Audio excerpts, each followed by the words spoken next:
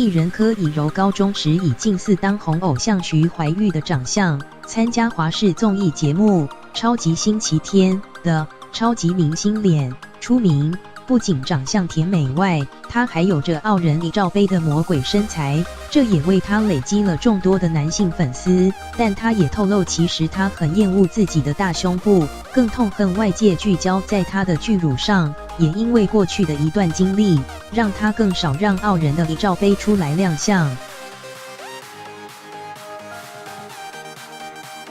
柯以柔因家中开了一间水果店，外加她有着一罩杯的好身材，因此有了一乳水果妹的称号。她也曾用水果妹之名发行过书籍及唱片。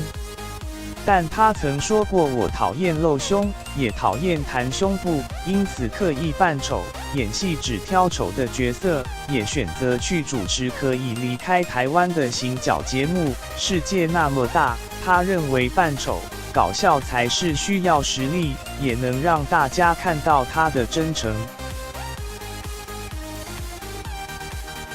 但她也表示，对于之前曾经露胸的日子从不后悔，因为没做过就不知道自己到底喜欢、讨厌什么。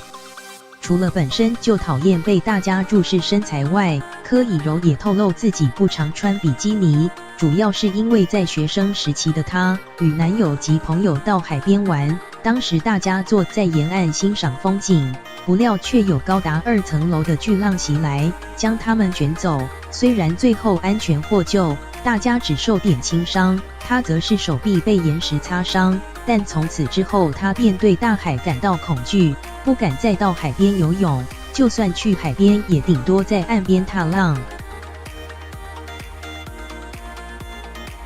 实习编辑斜线李佳莹。